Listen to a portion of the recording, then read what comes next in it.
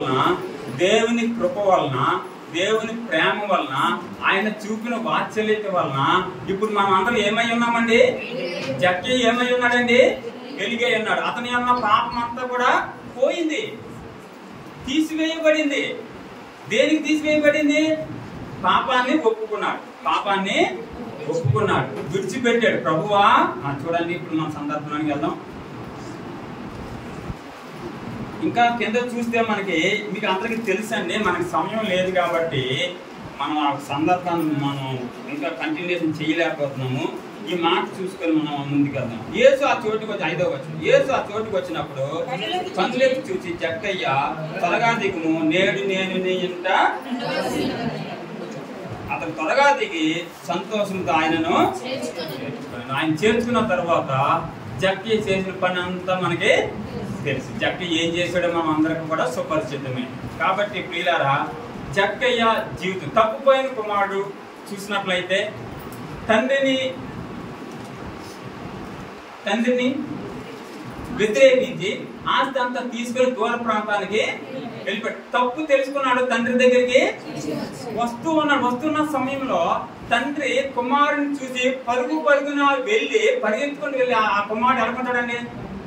Dust, పుల్లంతా దుమ్ము ధూళి, ఆ పందులు పొట్టుతో సహవాసము ఎలాగుంటాడు చూడండి. ఆ వ్యక్తిని తీసుకుని వచ్చి పరుగుని వెళ్ళి తండ్రి ముద్దు పెట్టుకున్నట్లుగా మనం హిస్టారికల్లో అంటండి, అది ఒక ఇమేజ్, అది ఒక చిత్రం, ఒక పటం కూడా ఉన్నట్టు. అది ముద్దు పెట్టుకుని అంటే ఆ ముద్దు సింబల్ అలా ఉండిపోయిందంట. అది కూడా కొంత వచ్చింది, అది మనకు ఐడియా లేదు కానీ చెప్తా ఉంటారు. కాబట్టి ప్రియులారా, దేవుడు తాను ఏర్పరచుకున్న వారికి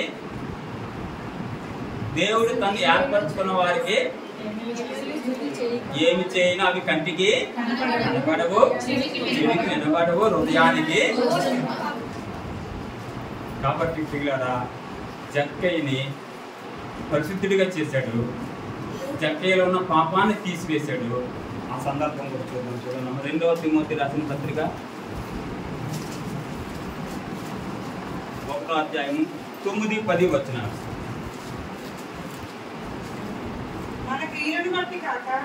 ఇక్కడ మన సందర్భాన్ని బట్టి మనం ఆరాధించాలి. నాదంతా ఇదే టైం, ఎలా వరుసగా వస్తుంది. మనం ఏమై ఉన్నాము, దేవుడి దృష్టిలో ఏమై ఉన్నాము, మన పరిస్థితి ఏంటి చదువున్నాము.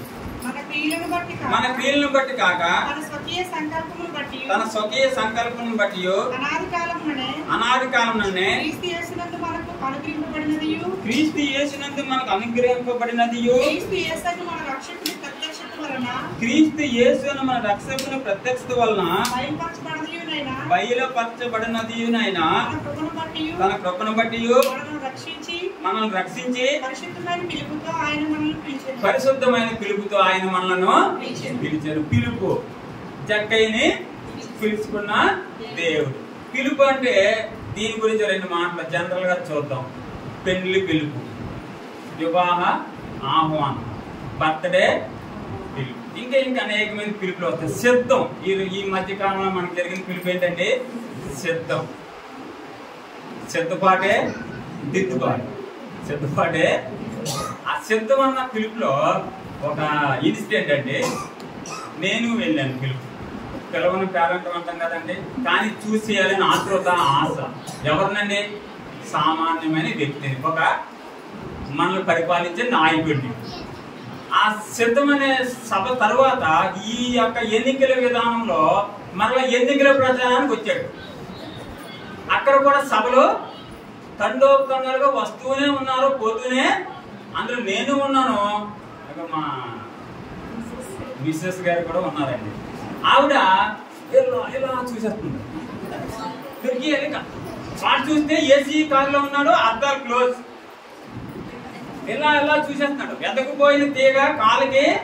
మరి లోకంలో ఒక వ్యక్తి కొరకు అంత ఆశపడి, అంత ఆతృతతో, అంత ఇబ్బందికరమైన పరిస్థితుల్లో కూడా చూడడానికి సిద్ధపడ్డాము అంటే, మరి నిజరక్షకుడు, నన్ను మనందరినీ రక్షించిన దేవుడు, తన రక్తముతో కడిగి మనల్ని శుద్ధీకరించిన దేవుడు, మనల్ని పరిశుద్ధులుగా చేసిన దేవుడు, ఆయన సన్నిధిలో ఆరాధనకి సిద్ధపడి ఉండడానికి కృప చూపిన దేవుడు మనకి స్వయాన కనబడితే వస్తాను మీ ఇంటికంటే మనం ఎలాగుండాలి?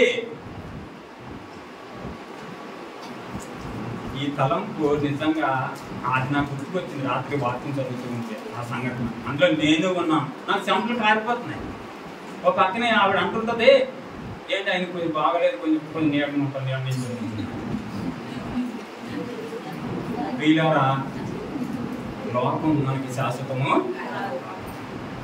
నడుని ఆశ్రయించడం కంటే యెహోవాను ఆశ్రయించగా మేలు. దేవునికి స్తోత్రం కలుగును గాక. రెండవ మాటగా మన సందర్భం గుర్తు చేసుకుని మళ్ళీ సమరయ స్త్రీ చూద్దాం. చూడవద్దు, వాక్యం వద్దండి, సమయం లేదు కాబట్టి. సమరయ స్త్రీ చూస్తే యోహాను సువార్త 4వ అధ్యాయంలో మనకు కనిపిస్తుంది. ఒకసారి చదువుదాం, చూడండమ్మా. అమ్మ ఒక మాట చదివి ముందుకు వెళ్దాం.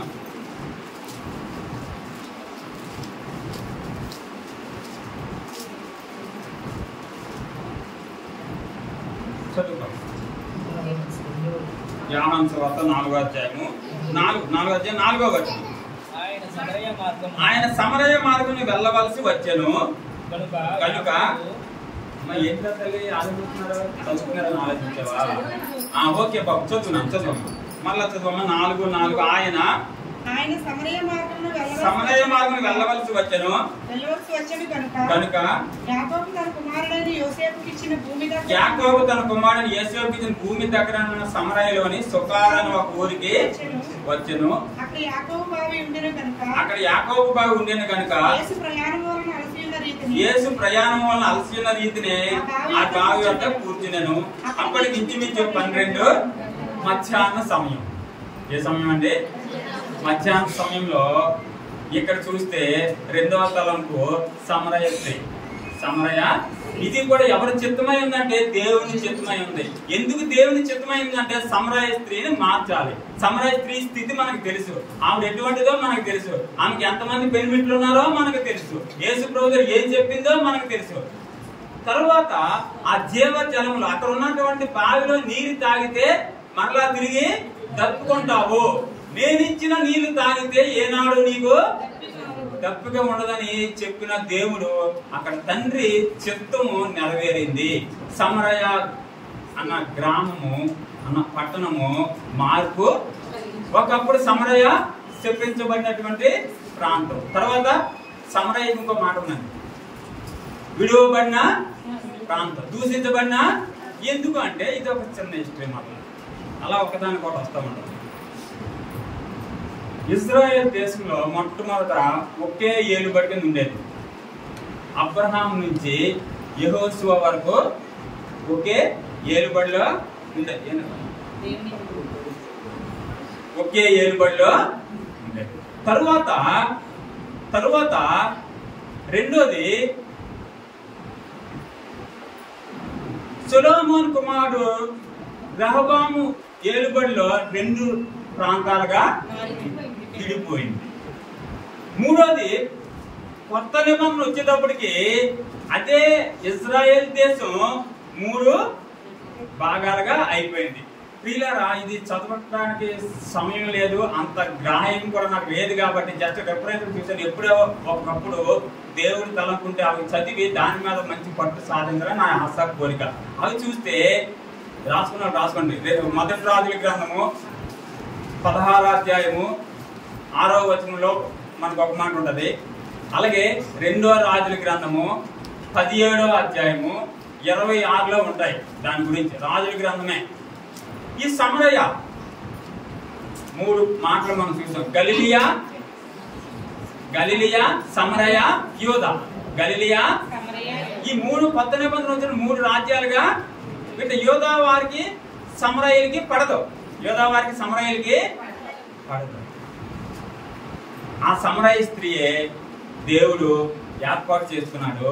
తన జనాంగాన్ని అంతటిని కూడా ఏం చేసింది? సమరయ చాటి చెప్పింది. ఎవరి గురించి చాటి చెప్పింది? యేసుని గురించి చాటి చెప్పింది. అక్కడ కూడా దేవుని చిత్తమై ఉంది. సమరయ మార్గమున వెళ్ళవలసి వచ్చెను, అది మాట. సమరయ మార్గమున 4:4 సమరయ మార్గమున వెళ్ళవలసి. ఇందాక మనం ఏం చేసాం? ఎరుకో పోవుచుండెను. ఎరుకో ప్రాంతం గుండా పోవుచుండెను. సమరయ మార్గానికి అక్కడ పాపిని పరిశుద్ధిగా చేశాడు, సమరయ స్త్రీని మార్చాడు, తనతో పాటు తన ఊరి వారందరినీ కూడా ఆమె మార్చుకుంది. తర్వాత జక్కయి విషయంలో మనం చూస్తే యేసు ప్రభు వారు చక్కటి మాట ఇచ్చాడు. అంట ఏమి ఇచ్చాడండి? ఇతరులను అబ్రహాము వారసుడిగా చేసేసాడు. అబ్రహాము గుణగణాలన్నీ కూడా యేసు క్రీస్తు ప్రభు వారు జక్కయిలోకి తీసుకొని వచ్చారు. అంతటి ఆధిక్యత కలిగిన జక్కయిని దేవుడు ఏర్పాటు చేసుకున్నాడు. అలాగే సమరయ స్త్రీని ఏర్పాటు చేసుకున్నాడు. తప్పిపోయిన కుమారుడు, లోకంలో ఉన్న తండ్రి అంత ఇష్టపడి కష్టపడి పరుగుని వెళ్ళి ముద్దు పెట్టుకుంటే మనల్ని కనిన దేవుడు, మనల్ని సృష్టించిన సృష్టికర్త మన ఎడల ఇంకా ఎంత ప్రేమ! ఆయన ప్రేమ శాశ్వతమైనది, ఆయన ప్రేమ హద్దులు లేనిది, ఆయన ప్రేమ జీవము కలిగిన ప్రేమ. తల్లి మర్చిన తండ్రి విడిచిన నేను నిన్ను చూడుము, నేను నిన్ను నా అరచేతిలో. ఇటువంటి ప్రేమమయుడు దేవుడు, ప్రేమ స్వరూపి దేవుడు, ప్రేమ స్వరూపి. అటువంటి ప్రేమలో మనల్ని పరిశుద్ధులుగా చేసిన దేవుడు తన ప్రేమంతటిని మనపై చూపించాడు. ఇంకో మాట చూద్దాం, చూడండి. ఎఫెసీయులకు రాసిన పత్రిక 5వ అధ్యాయం 2వ వచనం. క్రీస్తు మిమ్మును ప్రేమించి పరిమళ వాసనగా ఉండుటకు మన కొరకు తను తాను దేవునికి అర్పణంగాను బలిగాను పరిమళ వాసన. పిలుపు, మన పిలుపు ఇప్పుడు ఎలాగుందండి? ప్రేమించిన దేవుడు, పరిశుద్ధపరిచిన దేవుడు మనకి ఎటువంటి వాసనగా చేశాడని మనల్ని పరిమళ వాసనగా చేశాడు. ఎరుగు అంటే ఫ్రాగ్రెన్స్, సువాసన. ఎరుగు అంటే సువాసన. ఇక్కడ పరిమళము వచ్చింది. ధవలవర్ణుడు, రత్నవర్ణుడు, ప్రతివేళలో అతి కాంక్షణీయుడు. ఇంకా అందులోనే మనం చూసి పరిమళం గురించి ఇంకా చాలా చాలా మాటలు ఉంటాయి. అవి మనకి సందర్భం లేదు కాబట్టి ఆ యొక్క పరమగీతాల కన్నా మనకి అవసరం లేదు. కానీ ప్రియులారా, దేవుడు మనల్ని ప్రేమించి ధూళి దుమ్ము మన వ్యక్తిగత జీవితం అంతా ఏంటో మనకు తెలుసు. అటువంటి జీవితం నుంచి దేవుడు తన ఆధిక్యత చొప్పున, తన కృప చొప్పున అవన్నీ తీసివేసి పరిమళ వాసనగా చేర్చాడు. ఆ మేడు పండు చూస్తే పురుగులే అన్ని. అటువంటి పురుగులు ఉన్న దాన్ని ఏం చేశాడు దేవుడు? తీసివేసి సువాసన కలిగినటువంటి పండుగ చేశాడు. ఒక మాట చెప్తారండి పండితులు. ఆ ప్రాంతానికి వచ్చిన రక్షకుడు వెళ్తూ ఉంటే ముగ్గినటువంటి పండు అంట. ముగ్గిన పండు అలాగ వచ్చి ఆ రక్షకుని ఒళ్ళో అలాగ పడిందంట. ఆ ముగ్గిన పండు పండిన ఏమైంది? మొత్తం చిదిలిపోయింది. అదంతా కూడా కల్మసమే. ఎప్పుడైతే పడిందో అది పరిశుద్ధత అయిపోయింది. మనల్ని కూడా చీకటి బ్రతుకు నుంచి, వ్యక్తిగత జీవితాల ప్రాచీన స్వభావం నుంచి దేవుడు నవీన స్వభావాన్ని తీసుకుని వచ్చి తన కృపంతటిని మనపై చూపించాడు. ఎంత ప్రేమమయుడు ఎవరైనా ఉన్నారండి? ఎవరో లేరు. ఈ లోకంలో ఎవరో లేరు. నువ్వు తప్ప వేరే ప్రభువు కానీ వేరే దేవుడు కానీ లేడు. ఇది మన యొక్క విశ్వాసం, మన యొక్క నమ్మకం, మన యొక్క నిరీక్షణ, మన యొక్క శుభప్రదమైనటువంటి నిరీక్షణ ఇదే.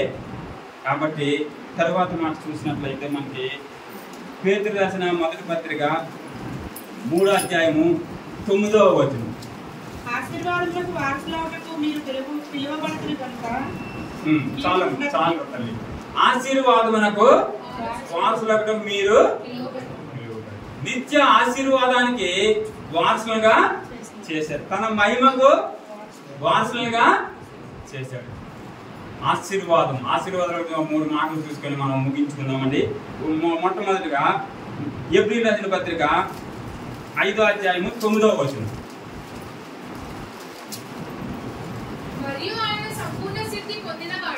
మరియు ఆయన సంపూర్ణ సిద్ధి పొందినవాడే మెల్కీసెదెకు యొక్క క్రమంలో చేరిన ప్రధాన యాజకుడని దేవుని చేత పిలువబడి తనకు విధేయులైన వారికి అందరికీ నిత్య రక్షణకు కారకుడు. జక్కయ్యకి నిత్య రక్షకుడు కారణము అయ్యాడు. ఆయన మాటలు మనం చూస్తే అండి, చూడండి ఒక్కసారి కీర్తన గ్రంథము 12వ అధ్యాయము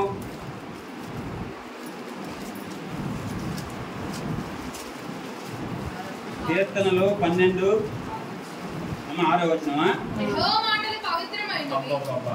ఇవి చదువుతూ ఉంటేనండి నిజంగా మనకి ఎంత తండ్రి యెహోవా మాటలు అవి మట్టి మూసలో 7 మార్లు కడిగి ఊదిన వెండి అంతా ఎన్ని మార్లు కడగాలండి? 7 మార్లు కడిగితే వెండి ఎంత స్వచ్ఛత వచ్చేస్తుందండి, ఎంత షైనింగ్ వచ్చేస్తుందండి. అటువంటి మాటలు ఆయన మాటలు 2 అంచుల వాడిగల 2 అంచుల ఖడ్గము వంటివైన మాట ఇచ్చి నెరవేర్చే దేవుడు. కాబట్టి ప్రియులారా, దాని పైన ఇంకో మాట ఉందమ్మా, ఇది 12లోనే పై వచనం కూడా ఒకసారి ఒకసారి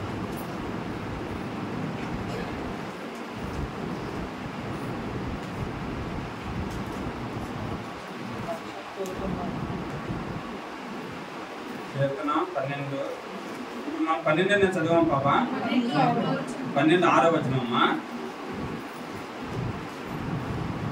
ఇదే మాట పైన 5వ వచనంలో కిందకి చూడండి. రక్షణను కోరుకుని వారికి నేను రక్షణ కలుగజేసేదనని యెహోవా సెలవిస్తున్నాడు. ఈ మాటను మనం దృష్టిలో పెట్టుకో. రక్షణను కోరుకుని వారికి నేను రక్షణ కలుగజేసిన యెహోవా సెలవిస్తున్నాడు. రక్షణ కావాలని కోరుకుంటే రక్షణ దేవుడు ఇచ్చాడు, పాపిని రక్షించాడు. జక్కయ్య జీవితాన్ని మనకు తెలుసు, సమరయ స్త్రీ గురించి తెలుసు, కొన్ని తలంపులు చూసాము. జక్కయ్య అన్న పదం అంటే సడన్ గా గుర్తొచ్చింది. జక్కర్య అన్న పదానికి మూలం అంట. జక్కర్య అన్న పదానికి మూలమే జక్కయ్య. జక్కర్య అంటే పరిశుద్ధుడు అని అర్థం అంట. జక్కర్య అంటే పరిశుద్ధుడు. రెండోది జక్కర్య అంటే అమాయకుడు. మూడు జక్కర్య అంటే జాలిపరుడు. మరి జక్కయ్యకి అవన్నీ ఉన్నాయండి, గుణగణాలు లేవు, వాటికి అన్నిటికీ వ్యతిరేకమే. అయినా సరే దేవుడు ఎప్పుడైతే ఏర్పాటు చేసుకున్నాడు ఇవన్నీ కూడా ఆయనకి సేమ్ అయ్యే మాటలు జక్కయ్య జీవితంలో కూడా నెరవేర్చాడు దేవుడు. కాబట్టి ఆరాధనకి సిద్ధపడుతున్న మనము, ఏర్పాటు చేయబడిన మనము, ఆయన బిడ్డలుగా ఆయన సొత్తుగా యాజక సమూహంలో నిలవబడిన మనము ఏ విధంగా ఆరాధించాలి. ఇంకా మనలో ఎవరికైనా రక్షణ లేనట్లయితే ఇదే సమయం. వాక్యం హెచ్చరిస్తుంది మనల్ని. వాక్యం మనల్ని సూటిగా దాటిగా మనల్ని ప్రయోగిస్తూ ఉంటది. ఆ వాక్యపు వెలుగులో మనల్ని మనం సరిచేసుకోవాల్సిన అవసరము ఎంతైనా ఉంది. నేనైనా మీరైనా మనమైనా వ్యక్తిగత జీవితంలో కొన్ని సమయాల్లో తొట్టిల్లిపోతూ ఉంటాం. ఇది మానవుని యొక్క నైజం. దాన్ని సరిచేసుకొని ముందుకే వెళ్ళాలి. చివరిగా ఇంకో మాట చూసుకొని ముగించుకుందామండి. 139 కీర్తన 17వ వచనం. దేవా నీ తలంపులు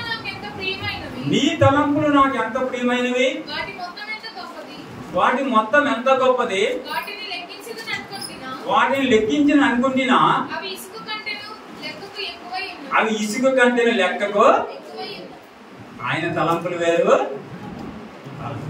నీ తలంపులు అని పాట ఉంటుంది కదా, ఒక చరణం పాడద్దామండి. పాడండి. దేవా